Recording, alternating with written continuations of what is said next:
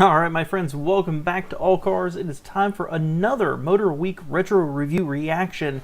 This week it is something I did not plan on doing, but YouTube keeps pushing this in front of me every single morning. It's the first thing on my homepage, and I finally decided, hey, it's probably a pretty good one to talk about. The 1998 Toyota Rav4 soft top. Now I have opinions about this car, but let's get into it. So be sure to grab your beverage of choice, sit back with me, and like two friends, let's just reminisce a little bit. Motorweek is made possible by Lucas Oil and TireRack.com. Compact sport utes like this Toyota Rav4 are becoming quite popular. They're affordable, nimble, and economical, yet offer much of the same all-terrain capabilities of their larger and pricier truck-based relatives. But they're also popular because they're cute and just plain fun to drive. Now, what could Toyota do to make the already fun Rav4 even more so?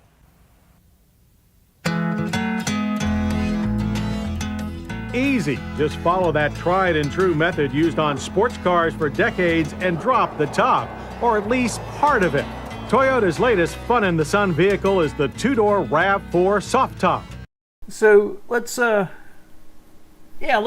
jump in and let's talk about this before they go on anymore.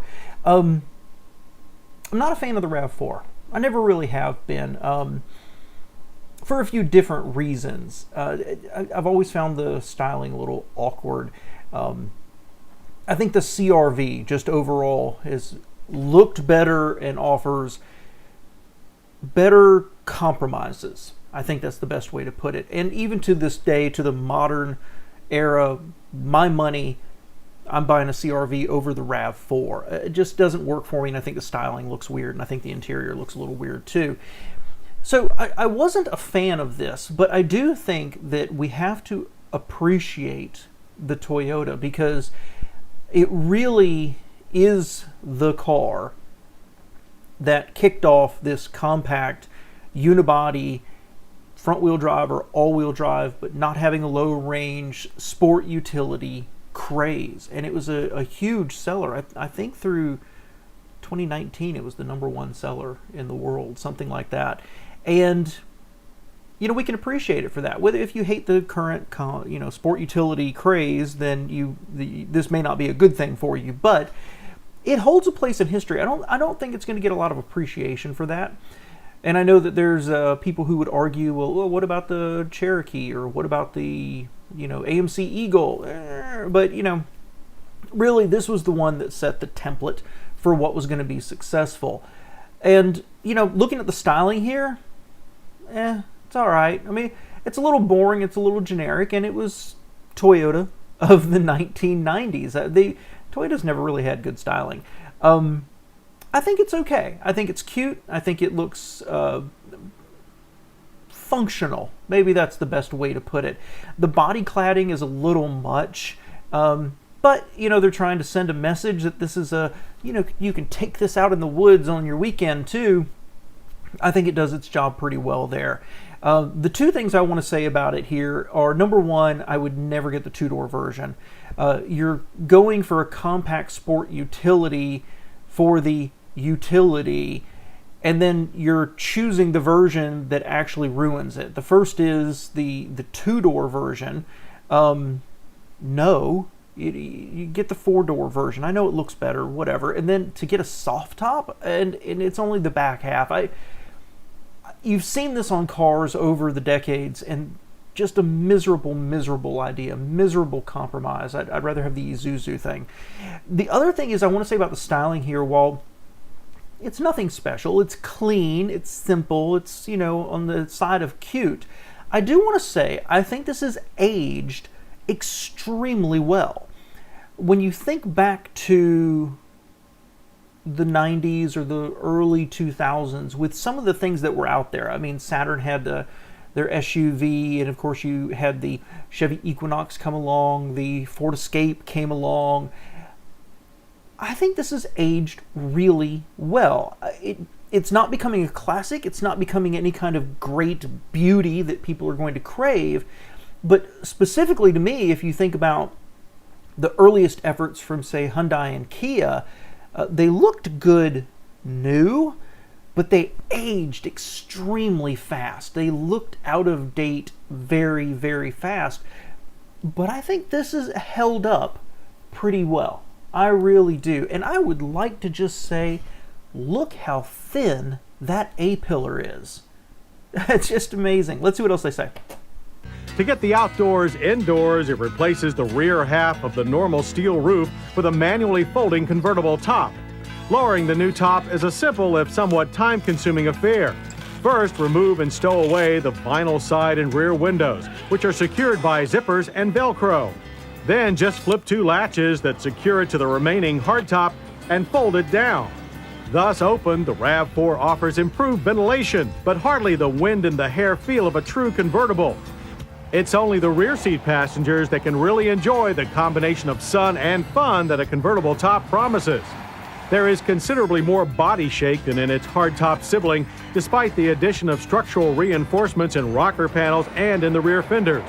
The stiff front McPherson strut and rear double wishbone suspension is unchanged from that of the standard RAV4 two-door, as is the short 86.6-inch wheelbase. Yeah, I'd like to say, when was the last time you heard a reviewer say something negative about the structural integrity of a Toyota? That kind of jumped out at me. Together, this makes the RAV4 soft top a bit nervous in corners, requiring a light touch on the throttle and steering, though the steering itself is reasonably quick with a very solid feel. And with a best 0 to 60 time of 9.6 seconds and a quarter-mile time of 17.1 seconds at 80.6 miles per hour, acceleration is reasonably quick too. Not earth-shattering by any stretch there. Quick enough to keep up with traffic. Not bad. You know, and one of the things I would say is the way the power is delivered and the weight of the vehicle can make it feel sprightlier than it maybe was. I had a buddy of mine who had a Geo Tracker, similar kind of idea with the cloth top, right? And the numbers would not tell you that was at all a fast car, but it felt peppy. It felt fun. It felt light. It was a hoot. So I wonder if that number isn't maybe a little misleading for how maybe enjoyable this car actually was, even if it wasn't hitting surprisingly fast numbers, right? The RAV4's 2-liter 16-valve 4-cylinder engine puts out a healthy 127 horsepower and 132 pound-feet of torque. And in our test machine made good use of the standard 5-speed manual transmission. A 4-speed automatic is optional. The brakes, front disc and rear drums turned in a longish average stopping distance of 133 feet from 60. They exhibited plenty of lockup at first, which went away as they heated up.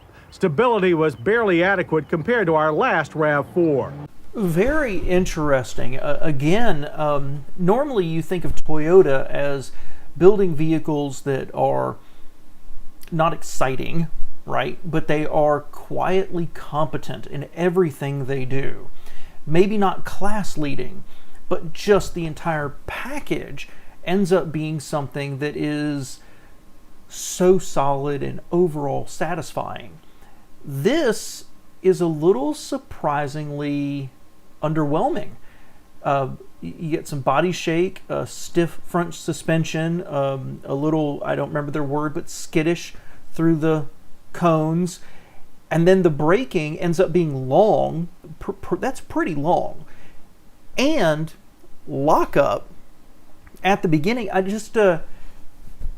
this feels either like a half-baked package or like a package that was fundamentally flawed and Toyota just did their best with it. Interesting to me. Inside, everything is standard RAV4. Plenty of space for such a small vehicle and a generally efficient, if somewhat utilitarian dash. Okay, so let's talk about this. First off, look at the seat pattern, guys. They put it up on the doors too. Man, I do miss some of the seat coverings we had in the 90s. They were fun. The rest of it, just miserable.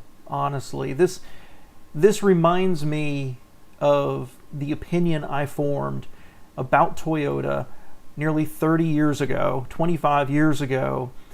And I mean, look at this. The covering on the door handles there and on part of the door, that I don't even know the word for it. It dimpled, perhaps.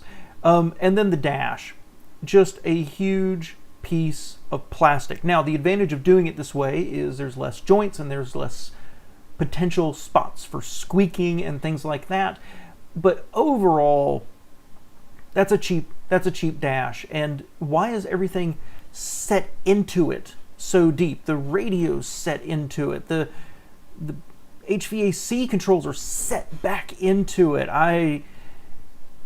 Yeah, just a cheap interior. I don't think that people who bought it really cared. It probably works ergonomically just fine, but ew, I don't like this at all, except for the seat covering. The front bucket seats are firm and reasonably supportive, while the rear seat is surprisingly easy to get into and offers more space than one might expect. It also folds to increase luggage space, which is normally only 9.3 cubic feet. But if you can fit objects around the obtrusive chassis support bar, a total of 34.7 cubic feet is available. That's a tiny rear area for wanting the utility in a sport utility. That's tiny. You couldn't have 4 people go with you and take their luggage too. That's surprising. Also available are these clever removable cargo bags on the tailgate, which also double as a storage rack for the sunroof panel. This tiny 4x4 has more flips and folds than a Swiss Army knife, and it's free. Well, not free, but adding a soft top to your RAV4 won't incur the hefty option charges that most convertible tops carry. Base price for our 2-door only 4-wheel drive RAV4 soft top is $16,798. The exact same price as its comparably equipped hardtop sibling.